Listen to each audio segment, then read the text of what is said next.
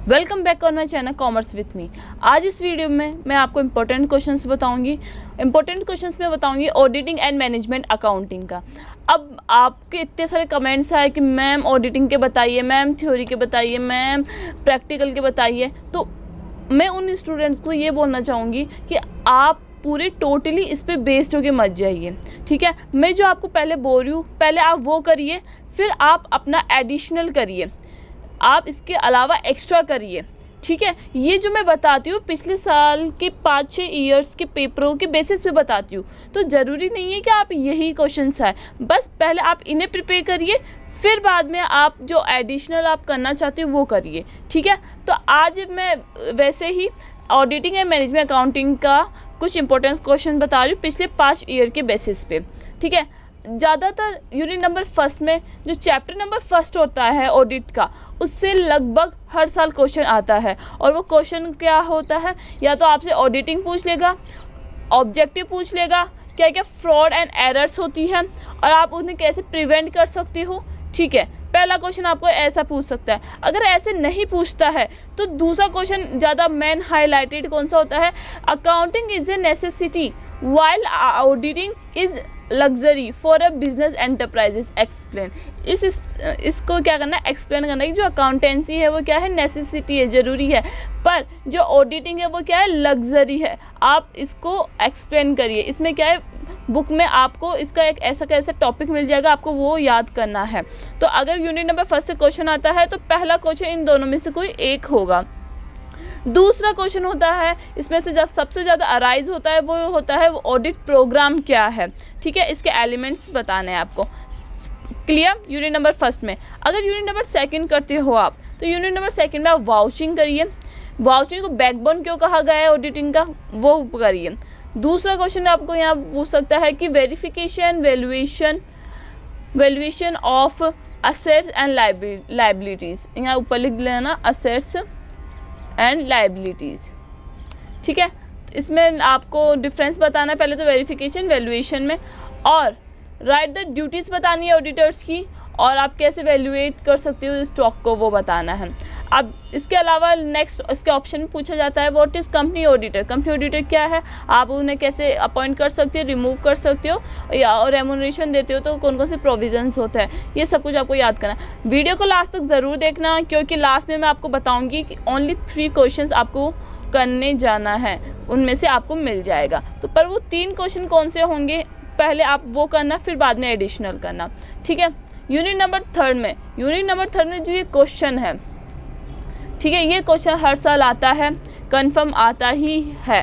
तो ये क्वेश्चन तो बिल्कुल मत छोड़ना, इसमें गारंटी देती हूँ कि इसमें से आपको क्वेश्चन मिलेगा वहाँ। तो ये वाला प्लीज़ मत छोड़ना। जो सेक्शन है 139 to 148, ये सेक्शन सबसे हाईलाइटेड और मेन पॉइंट ही यही है। मतलब जो ऑडिटिंग का जो सबसे मेन इंपॉर्टेंट पॉइंट ही क्या है, 139 सेक्शन टू 148 तक के सेक्शन, इसमें ही आपका ये वाला क्वेश्चन आ जाएगा, ठीक है। तो आपको सबसे पहले क्या करना है, आपको ये वाला क्वेश्चन तो याद करना ही है ऑडिटिंग में। अगर आप 100 मार्क्स लाना चाहते हो या आप पास भी होना चाहते हो, तो आप ये क्वेश्चन नंबर 3 ज़रूर करना, और मैं इसके नोट्स प्रोवाइड कर दूंगी जब मेरे पास अवेलेबल होंगे, ठीक है। अब इसके अलावा क्वेश्चन पूछ सकता है व्हाट इज़ कंपनी ऑडिट, और कंपनी ऑडिट रिपोर्ट क्या है, उसका सर्टिफिकेट कि क्या होता है ये बताना है।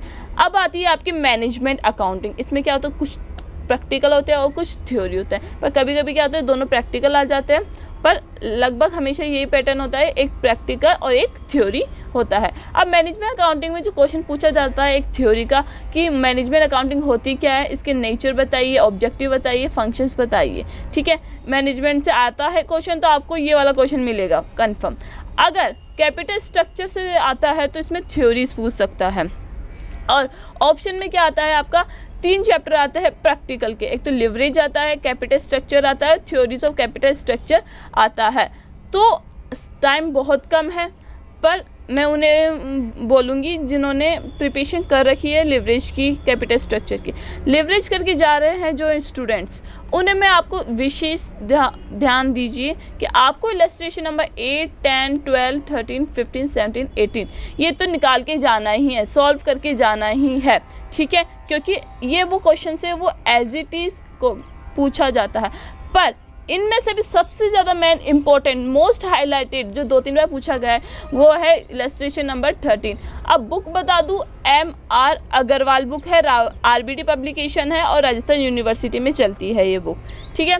कैपिटल स्ट्रक्चर से आपको मैं बोलूँगी सभी को इलस्ट्रेशंस करके जाइए, क्योंकि लगभग कैपिटल स्ट्रक्चर से आता ही है, पर लिवरेज से आता है तो आप ये वाला करना, और थ्योरीज और कैपिटल स्ट्रक्चर से आप 3, 7 और 8 वाला करना। और जो 8 वाला क्वेश्चन है, मतलब लास्ट इलस्ट्रेशन है ये कैपिटल स्ट्रक्चर का, वो मोस्ट इम्पॉर्टेंट हाईलाइटेड इलस्ट्रेशन है। तो जो जिस पे मैंने सर्कल बनाया है वो हाईलाइटेड क्वेश्चन है, तो इन्हें पहले निकाल के ज़रूर जाना। अगर आपको नहीं आता ये चैप्टर तो भी आपको 13 और 8 वाला करना ही है, क्योंकि सेम आ जाता है वो, ठीक है। अब यूनिट नंबर 5 में देखते हैं। यूनिट नंबर 5 में है what is financial statement analysis. Financial statement analysis क्या है, इसके टेक्निक्स बताइए। टेक्निक्स मतलब जैसे common size, comparative, balance sheet, trade analysis, इन सब की टेक्निक्स बताना है, उनका फॉर्मेट आपको याद करना है। अगर क्वेश्चन आ जाता है, कुछ भी क्वेश्चन पूछे, आपको उसका फॉर्मेट बनाना है उन तीनों का, और अगर आप एग्जाम्पल लेकर समझा सकते हो तो आप समझाना, ठीक है। और इसकी इंपॉर्टेंस क्या है और ये होता क्या है वो। अगर थ्योरी आती है तो ये आ जाएगी। अगर प्रैक्टिकल आता है तो रेशो से और एक कैश फ्लो से, दोनों से प्रैक्टिकल आ सकता है और में, ठीक है। अगर नहीं आता है तो थ्योरी तो कंफर्म है, और में या तो रेशो से आ जाएगा या कैश फ्लो से आ जाएगा। पिछली बार रेशो से आया था, इस बार कैश फ्लो से आने के चांसेस हैं। तो अब मैं रेशो में बताऊंगी। रेशो में इलस्ट्रेशन नंबर 55 मोस्ट से भी मोस्ट इम्पोर्टेंट है, तो आप प्लीज़ इसे ज़रूर करना। MR अग्रवाल बुक है मैनेजमेंट की, ठीक है।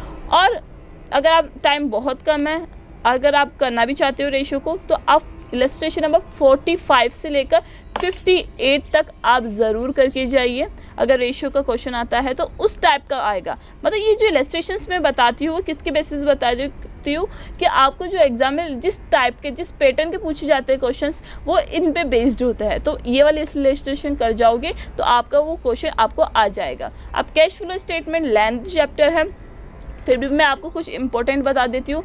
इसमें इलस्ट्रेशन 22, 29, 17 और 20 ये तो करके जाना ही है। इसके अलावा आपको सभी इलस्ट्रेशन इसके करना है, क्योंकि इसमें मैं कंफर्म नहीं बता सकती, ठीक है। आई होप आपको वीडियो अच्छी लगी होगी। पर अब लास्ट में वो पॉइंट आ चुका है कि मैं आपको बता दूँ कि कौन कौन से क्वेश्चन ज़रूर करके जाना ही है। पहला क्वेश्चन मैंने पहले ही बता दिया था कि आपको ये वाला क्वेश्चन करना है, सेक्शन 139 to 140 है। अगर आपको पास होना है, आपको अच्छा स्कोर करना है, तो आपको ये वाला क्वेश्चन तो करना ही है इन स्टूडेंट्स के लिए जो 100 मार्क्स लाना चाहते हैं या पास होना चाहते हैं। तो ये वाला क्वेश्चन कंफर्म आपको वहाँ मिल जाएगा। दूसरा मैं आपको बोलूँगी जो चैप्टर नंबर 1 है ऑडिटिंग का, वो ज़रूर करके जाइए। और लास्ट में मैं आपको बोलूँगी कि आप अगर आप थ्योरी के बेसिस पे ही जा रहे हो कम्प्लीटली, तो management accounting, financial statement analysis तो करना ही है। अगर आप प्रैक्टिकल के बेसिस पे जा रहे हो तो आपको मैंने ये क्वेश्चंस बता दिए हैं, वो करके जाना है। आई होप आपको वीडियो अच्छी लगी है तो like, share and comment. Thank you for watching.